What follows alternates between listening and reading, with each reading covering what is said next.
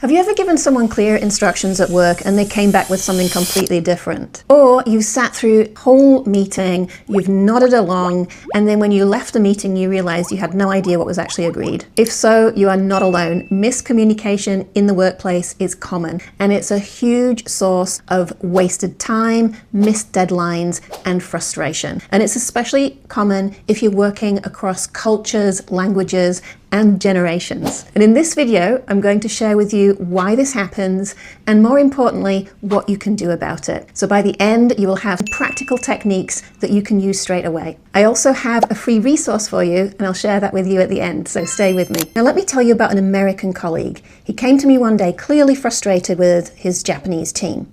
He said, "Helen, I don't understand it. I tell my team to do something, and they come back a week later with something completely different." Maybe you've experienced something like this too. You ask a team member to do something and what they produce is not what you had in mind.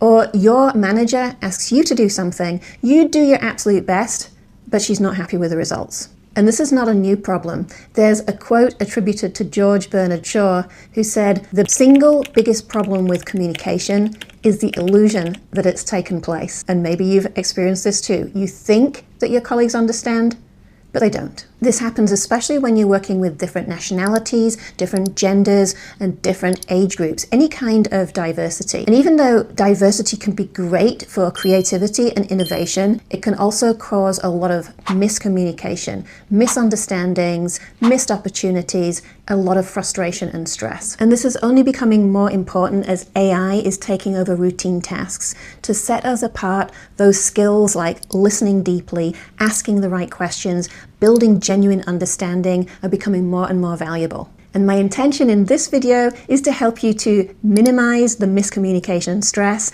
and maximize the creativity and innovation. I'm Helen Iwata, originally from the UK. I've lived and worked in Japan for over 30 years, and I help business professionals to communicate confidently and lead with less effort and more impact. I spoke about communication on the TEDx Roppongi stage in 2016. I've coached thousands of business professionals around the world, and I wrote a book in Japanese, Eigo no Shigoto Jutsu, published by And this video is the first in a series celebrating 10 years since publishing Eigo no Shigoto Jutsu. This series is focusing on each of the chapters, listening and questioning, presentation skills, conference calls, meeting facilitation, and dealing with conflict in the workplace. So subscribe to make sure you don't miss any of those videos.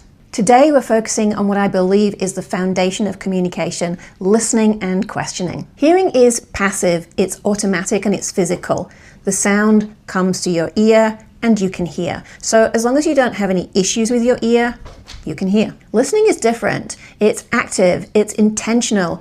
You need to want to pay attention, and curiosity helps. You listen not just with your ears, but also with your mind and to some extent with your heart. And isn't it interesting that the Japanese kanji for listen has kokoro, heart, in it? So let me ask you, are you hearing your colleagues, or are you truly listening? Real listening is harder than it sounds, and there are reasons for that. Let's talk about internal and external reasons.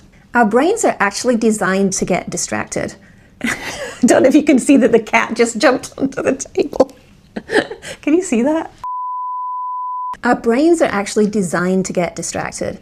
If you think about it, in primitive times, we needed to notice the changes in our environment to keep us safe. If we were walking through the forest and the birds were chirping, everything was fine, but if they suddenly stopped chirping, that could be a sign of danger. So now whenever we see some kind of movement around us, or we hear some change in sound, or we feel something, then we get distracted by that. And that happens today in the workplace as well. Whether you're at work, whether you're on a video call, if a colleague goes walking past, or you can hear someone talking, or you suddenly feel cold, then that distracts your brain. Interestingly, some people are better at dealing with distractions than others. So for example, some years ago, I was living with my family near a train line, and it was actually near a crossing. I quite quickly got used to the clang, clang, clang, clang, clang of the crossing going up and down. And I was on a business trip. I came back, and when I came back, my husband said, "We're moving." He just couldn't stand the noise. And then there are the internal distractions, our worries, our values, our assumptions, our feelings,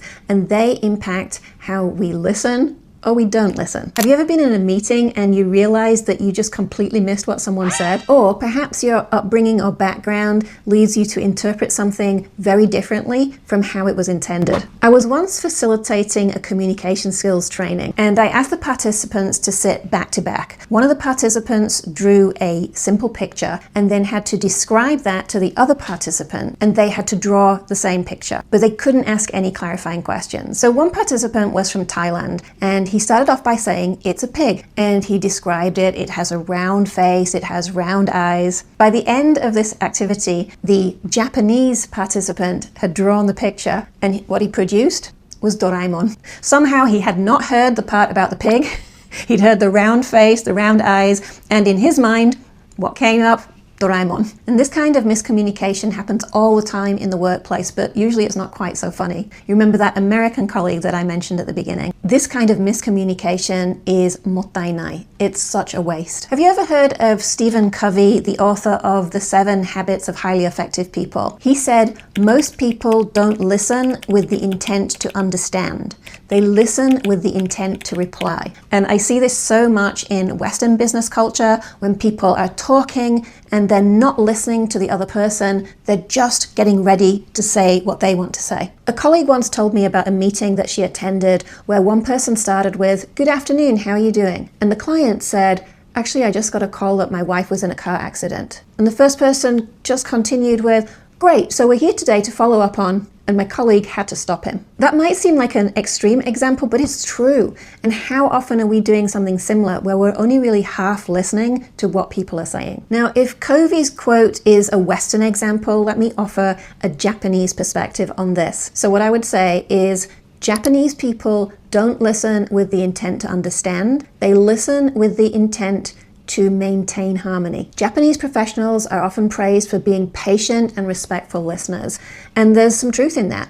But patience and respect are not the same as understanding. That desire to maintain harmony and not want to bother people leads to nodding along without really understanding. And I know this from personal experience, having lived in Japan for so long and originally being from the British culture, which is very similar to the Japanese culture in that we don't like to bother people. A colleague from overseas once said to me, "Helen, sometimes I think you're not interested in a word I say. You never ask me any questions." And I was shocked because I thought that I was being a good listener. I was patiently listening to what she said. But then I realized that by not asking questions, it looked like indifference. There's an old saying, "He who asks is a fool for 5 minutes, but he who does not ask remains a fool forever." And there's a Japanese version of that. Kiku wa ichiji no haji.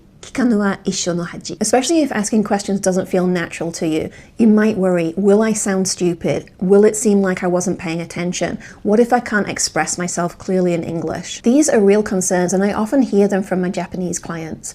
And I see 2 clear reasons for this. First, they're simply not used to it. In a traditional Japanese educational environment, the students listen to the teacher and they don't ask questions. So if you're not used to doing something, it's difficult. And second, they're not confident with their English. They worry that they can't express themselves clearly, or they may be misunderstood, and so they stay silent. But here's what I want you to know. That discomfort of asking in the moment is almost always smaller than the cost of not asking.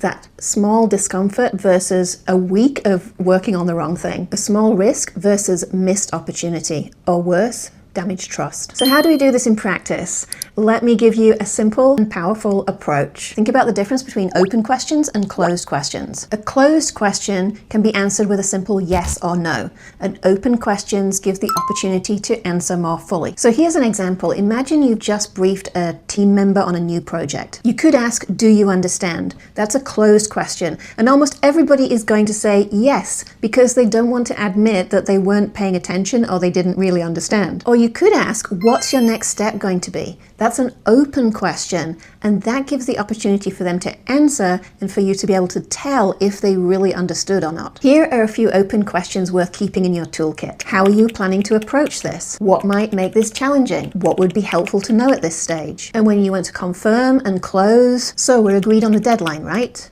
Is there anything stopping you from getting started? These are simple shifts, but they make a big difference to whether you're walking away from a conversation with a shared understanding or with that illusion of communication. Before I wrap up, let me leave you with something that you can do with your team, that exercise that I mentioned earlier. So sit two people back to back. One person draws a picture and then describes it to the other person. The other person draws the picture but can't ask questions. And it's a simple way to start a conversation in your team about the cost of making assumptions and the value of asking questions. And that brings me back to where we started with kokoro in that kanji for listen. Listen with the heart. Listen with curiosity, with a genuine intention to understand and not just to reply or to keep the peace. That's the kind of listener that people trust. And in a global workplace, trust is everything. Now, before I go, I have that free resource for you that I mentioned, 25 questions for more productive meetings that will help you to lead or participate in meetings more effectively. It gives you 25 questions in English and in Japanese